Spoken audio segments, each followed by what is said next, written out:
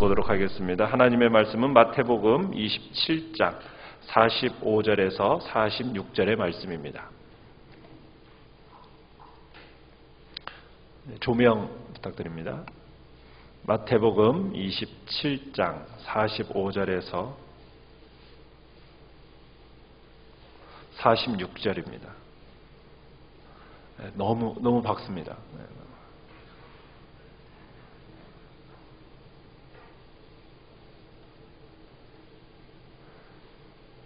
마태복음 27장 45절에서 46절 우리 합독해서 읽도록 하겠습니다. 시작. 제6시로부터 온 땅에 어둠이 임하여 제9시까지 계속되더니 제9시쯤에 예수께서 크게 소리 질러 이르시되 엘리 엘리 라마 사박다니 하시니 이는 곧 나의 하나님 어찌하여 나를 버리셨나이까 하는 뜻이라. 아멘.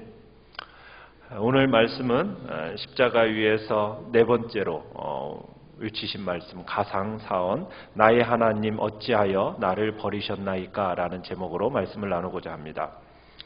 예수님께서 네 번째로 하신 말씀, 이 말씀은 완전한 히브리어였습니다. 당시 유대인들이 주로 쓰는 일상적으로 통용하고 있던 언어는 아람어입니다. 그리고 그때 로마 제국에서 공용어로 쓰였던 언어는 헬라어입니다. 그러니까 헬라어와 아람어가 함께 사용되고 있었죠. 그런데 오늘 주님께서 네 번째 주신 이 유언은 구약의 시대에 썼던 히브리어입니다. 완전한 히브리어입니다. 엘리 엘리 라마 사박다니. 직역하면 이렇습니다. 나의 하나님 당신은 무엇 때문에 나를 버리셨습니까? 이것은 십자가의 고난의 절정에서 주신 말씀입니다. 이 말씀 또한 다른 유언들과 마찬가지로 기독교 신앙의 가장 확고한 기초가 되는 교리를 담고 있습니다. 성경은 주님께서 십자가에 못 박히신 시간이 유대 시간으로 제3시라고 합니다. 여러분, 우리가 성경에서 이 유대 시간으로 3시, 4시, 5시, 6시 할 때 오늘날 우리의 시간과 이렇게 비교를 하면은 이 유대 시간에다가 6시간을 더하면은 오늘날 우리의 시간이 됩니다. 주님께서 못 박히신 시간이 3시였기 때문에 우리 시간으로 하면 오전 9시가 되는 거죠. 그래서 이제 오전 9시부터 12시까지 3시간 사이에 예수님께서 오늘 우리가 주일 오후부터 살펴봤던 3마디의 유언을 남기셨습니다. 저들을 사하여 주옵소서. 네가 나와 함께 낙원에 있으리라. 보라 내 어머니라. 그리고 나서 제6시부터 제9시까지는 예수님께서 조용히 침묵하셨습니다. 우리 시간으로는 낮 12시부터 오후 3시까지입니다. 여러분, 이 시간에는 햇빛이 어떤 때입니까? 가장 강렬한 때죠. 한창 해가 환하게 비칠 시간이 낮 12시부터 오후 3시까지입니다.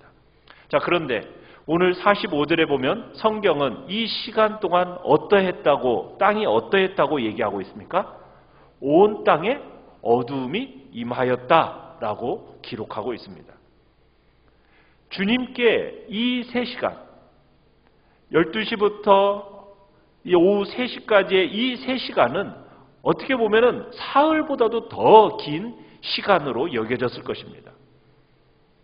그렇게 이제 3시간이 흐르는 오후 3시경쯤이 되었을 즈음에 예수님께서 드디어 또 입을 여셨습니다. 운명하시기 직전, 지금 살펴보고자 하는 이 네 번째 유언으로부터 시작해서 마지막 7번째 유언까지는 이제 어떻게 보면은 운명하기 바로 직전에 주님께서 토해내신 말씀입니다. 십자가 위에서 들려주신, 여러분, 고통의 침묵을 깨뜨리시고 힘겹게 입을 여신 네 번째 말씀, 엘리 엘리 라마 사박다니. 여러분, 이 말씀은 예수님께서 영혼뿐만 아니라 육신의 그 처절한 고통을 견디다 못해 한계에 다다르시면서 토하신 부르짖음이라고 우리는 볼 수 있습니다. 이 네 번째 말씀을 하시기 전까지 그러면 3시간 동안 예수님은 무엇을 하고 계셨겠습니까? 예수님께서는 비록 육신적으로는 침묵하고 계셨을지 모르지만 영혼은 침묵할 수가 없었습니다. 예수님께서 십자가 위에서 우리를 대신해서 감당하신 그 고난이라는 것은 하나님 아버지께로부터 쏟아지는 무서운 하나님의 진노였습니다. 이 진노의 형벌은 육체에 그치는 게 아닙니다. 예수님께 쏟아진 그 진노는 주님의 영혼 위에도 쏟아지고 있었다는 사실입니다. 예수님께서 영혼으로 당하신 이 영적의 고난은 육체의 고통과 비교할 수 없을 정도로 끔찍한 고통이었다는 사실입니다. 우리 주님께서 십자가 위에서 하나님의 진노를 홀로 받아내고 계십니다. 예수님의 영혼이 그 주님께로부터 쏟아지는 그 진노라는 것은 못이 관통하는 그 육체의 아픔보다도 더 큰 아픔이었다는 거예요. 영혼 속으로 파고 들어오는 그 아픔, 육체적인 그 못의 아픔보다도 더 큰 고통으로 느껴졌다는 사실입니다. 그래서 부르짖은 거예요. 나의 하나님, 나의 하나님, 어찌하여 나를 버리셨나이까? 여러분 이것은 기도라기보다는 어떻게 보면 인내의 한계 속에서 부르짖는 절규에 가까운 부르짖음이었다는 겁니다. 이것은 하나님과의 단절을 경험하시던 이 주님의 영혼의 아픔을 반영하는 슬픈 비명이었다는 사실입니다. 십자가에서 못 박히신 후에 약 3시간 동안 이 땅은 어떻게 되었습니까? 캄캄해졌습니다. 어두움에 임하였습니다. 빛이 사라졌습니다. 네 번째 말씀을 시작할 때 온 땅에 흑암이 내려 있었어요. 한창 햇빛이 찬란할 그 정오의 시간에, 그 정오로부터 오후 3시까지의 시간에 어떻게 해서 이런 일이 일어날 수 있었을까요? 분명 기상이변이었겠죠. 그런데 하나님께서는 이 자연 이적을 통해서 이 십자가 사건에 대한 이 자신의 마음을 표현하고 싶으셨던 거예요. 주님께서는 이 한낮의 시간에 어둠이 내려앉는 이 이적을 보이시면서 하나님께서 이것을 통해서 말씀하고 싶었던 그 내용이 있었던 겁니다. 주님께서는 고난 앞에서도 담대하셨어요. 죽음의 위협 앞에서도 주님은 눈물을 보이지 않으셨던 분이 우리 주님이십니다. 그랬던 분이 십자가 위에서 지금 나의 하나님, 나의 하나님, 어찌하여 나를 버리셨나이까? 지금 부르짖고 계시다는 거예요. 여러분 이 모습 속에서 우리가 무엇을 느낄 수 있을까요? 여러분 이 모습 속에서 죄라는 것이 얼마나 무서운 것인지를 우리는 봐야 됩니다. 하나님과 하나님 아버지와 아들 사이, 여러분 이 사이는 어떤 것으로도 갈라놓을 수 없었어요. 사망도 기쁨도 어떤 피조물이라도 하나님 아버지와 아들 사이를 어떤 것도 갈라놓을 수 없었어요. 그런데 하나님 아버지와 아들 사이를 갈라놓은 게 있습니다. 무엇이 갈라놨어요? 죄가 이 사이를 갈라놓은 거예요. 주님의 생애 가운데 이렇게 하나님 아버지로부터 처절하게 버림받은 순간이 있었을까요? 없었습니다. 우리 주님께서 십자가 위에서 경험하셨던 이 영혼의 고통이라는 것은요, 우리가 이해할 수 없어요. 예수님과 하나님 사이에 얼마나 친밀한 교통의 관계가 있었습니까? 우리 주님과 하나님 아버지 사이에는 우리가 결코 누려볼 수 없었던 그런 친밀함이 있었다고요. 그 친밀함이라는 것은 우리의 이해와 상상을 초월하는 것이죠. 우리는 죄로 말미암아 부패한 죄인이기 때문에 하나님과의 그 친밀함이라는 것을 우리는 그렇게 뚜렷하게 알기가 쉽지 않습니다. 예수 그리스도를 믿는 믿음 안에서 어느 순간 그 친밀함을 우리가 경험해 보긴 하지만 하나님 아버지와 이 아들 사이의 친밀함의 교통의 관계라는 것은 우리가 감히 이해할 수도 없고 상상할 수도 없는 그런 놀라운 관계였다는 거예요. 그런데 그 친밀하시던 아버지로부터 우리 주 예수 그리스도께서 그 아들이신 예수님이 버림을 받으셨어요. 이 버림받은다라는 느낌이라는 것은, 그 외로움이라는 것은 정말 우리가 이해할 수 없는 그 수준의 엄청난 고통이라는 사실입니다. 주님께서는 그 영혼의 고통이 너무너무 극심하셨어요. 우리는 그거 생각도 못하고 짐작만 할 뿐이죠. 예수님께서 하나님을 향하여 당신이 나를 버리셨다, 이렇게 말씀하셨다는 사실은 어떻게 보면 우리로 하여금 또한 의문을 갖게 하는 거예요. 예수님께서 고난을 당하셨다는 것, 여러분 이거 이해가 되지만 하나님께서 자신의 독생자를 버리셨다? 이건 쉽게 납득이 되지 않는 내용이긴 합니다. 하나님께서 당신의 자녀를 보듯이 물으시는 분이시잖아요. 그런데 그분이 어떻게 당신의 독생자를 버리셨단 말인가? 어떻게 그럴 수 있단 말인가? 그러나 가슴 아프게도 이것은 사실이었습니다. 하나님 아버지께서는 아들을 버리셨어요. 아들은 하나님 아버지께 철저히 버림받으셨습니다. 십자가에서 부어지는 그 하나님의 진노의 절정은 무엇이냐면 주님의 영혼이 하나님께 버림받으셨다는 사실입니다. 하나님께서 아들의 손을 놓아버렸습니다. 하나님 아버지께서 그분을 완전히 버려버리셨어요. 우리 주 예수 그리스도의 그 영혼은 진토에 떨어진 것처럼 버림을 받았습니다.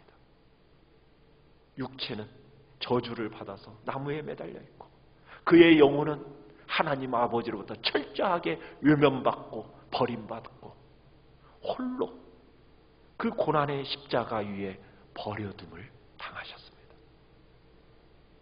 겟세마네 동산에서는 기도할 때 주님을 돕던 천사가 있었어요. 그런데 그 천사도 나타나지 않습니다. 보이지 않습니다. 하늘에서는 내 사랑하는 아들이라고 그렇게 울려 퍼졌던 그 하나님 아버지의 음성 들려지지 않고 그 음성조차 침묵해버렸습니다. 밝게 빛나던 태양마저도 얼굴을 가려버렸습니다. 하나님 아버지는 그 얼굴을 외면하시고 돌려버리셨습니다. 이때 우리의 주님 홀로 끔찍한 형틀에 달린 채 언덕 위에 남겨지신 거예요. 아마도 그 순간 마귀는 이겼다, 그리고 우리의 주님을 조롱하면서 쾌재를 불렀겠죠. 왜 이런 일이 벌어졌습니까? 무엇 때문입니까? 왜 예수 그리스도께서 이렇게 처참하게 버림을 받으셔야만 했습니까? 하나님께서는 아무 죄도 없는 이 독생자를 왜 버리셔야만 했습니까? 인류가 고안해낸 최악의 사형의 도구라는 그 십자가 위에서 왜 예수 그리스도는 참혹하게 죽어가셔야만 했습니까? 그 죽어가는 아들을 하나님 아버지는 왜 버리셔야만 했습니까? 그것은 우리의 죄 때문입니다. 죄는 우리가 범했는데 하나님께서는 죄 없으신 아들을 버리신 겁니다. 그러자 우리 주님께서 마지막으로 외치시는 건 그거예요. 나의 하나님, 나의 하나님, 어찌하여 나를 버리셨나이까 하면서 절규하면서 울부짖고 계시는 이 울부짖음, 사실은 우리가 통곡해야 할 울부짖음이었습니다. 그런데 그 울부짖음을 주님이 대신 그렇게 울부짖고 계셨다는 사실입니다. 사랑하는 성도 여러분, 하나님의 심판 중에서 가장 무서운 심판이 무엇인지 아십니까? 우리의 소유를 잃어버리는 걸까요? 우리가 건강을 잃는 것이 무서운 심판일까요? 여러분, 죄에 대한 하나님의 최상의 진노는 버려둠입니다. 인간을 내버려둠이. 우리 주님께서 죄를 대신해서 십자가에 달리신 그 그리스도를 향해서, 인간을 향해서 진노할 최상의 진노, 그 진노를 우리 주님께 온전히 쏟아 부으셨는데, 그것은 바로 주님의 버리심이라는 것으로 나타나고 있다는 사실입니다. 하나님께로부터 버림받은 우리를 살리시기 위해서 자신이 버림받으셨던 거예요. 부르짖으시는 주님의 음성이 들려오는 그 십자가 아래서 하나님께 버림받은 영혼의 고통의 깊이 우리는 깨달아야 됩니다. 나의 하나님, 나의 하나님, 어찌하여 나를 버리셨나이까? 절규하시는, 이 탄식하시는 이 주님 앞에서 이제 우리의 모든 죄값은 다 해결되었습니다. 우리의 모든 죄가 도말하시려는 주님, 하나님 아버지의 의지를 우리가 보게 되는 것입니다. 우리의 죄를 홀로 담당하신 채 사랑하시던 당신의 백성들로부터 버림받고 아버지께로부터도 버림받은 주님의 영혼, 홀로 외롭고 홀로 고통 가운데서 계시는 우리 주님의 그 고통의 깊이, 우리는 짐작조차 할 수 없죠. 그 고난의 깊이, 그 고난의 무게, 무엇으로 다 표현할 수 있겠습니까? 우리는 할 수 없어요. 선하신 주님, 그 버림받으신 고난에 대해서 우리는 감사할 수밖에 없는 겁니다. 예수 그리스도께서 십자가에서 행하신 이 위대한 일은 죄범한 우리 영혼들에게 부어질 끔찍한 진노를 대신 감당하시는 것이었습니다.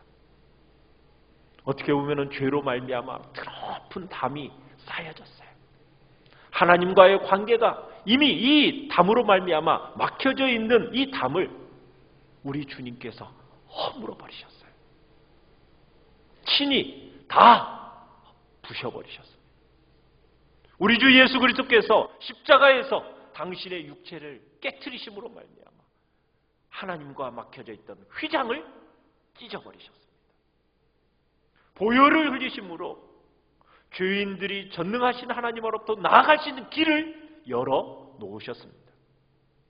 십자가에서 우리를 대신하여 버림받으신 그 주님의 소망은 이제 무엇이겠습니까?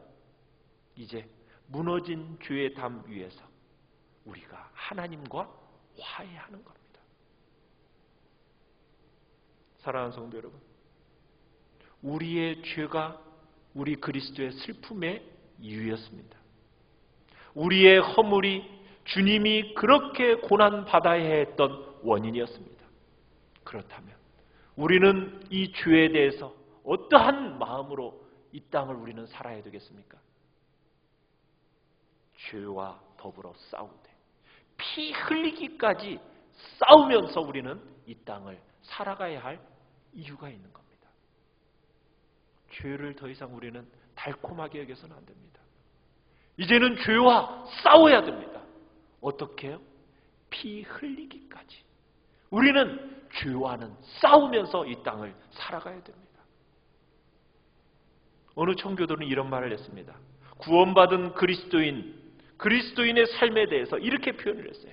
일평생 진리를 따라 산 성도의 얼굴에는 악마의 손톱 자국이 있다. 진리를 따라 살아가는 성도의 삶에는 무엇이 있다고요? 악마의 손톱 자국이 있다. 왜요? 죄와 싸우되 피 흘리기까지 싸우다 보니까 그 얼굴에 악마의 손톱 자국이 가득하다라는 거예요. 피 묻은 십자가 앞에서 이제는 내가 더 이상 세상의 헛된 것에 내 마음을 쏟지 않겠다. 다 내려놓겠다. 내가 지금까지 자랑했던 것들 얼마나 헛된 것인지를 이제 우리는 발견하게 된 겁니다. 그렇다면 우리는 어떻게 살아가야 되겠습니까? 세상을 거슬러 살아가야 되지 않겠습니까? 주님께서 우리를 위해 십자가의 버림을 받으셨으니 이제 우리가 주님을 위해서 그래, 나도 이제 이 세상 가운데서 버림받는 가운데 살아가겠다. 십자가를 이해하지 못하는 이 세상을 위해서 나는 버림받는 인생 각오하고 살아가겠다.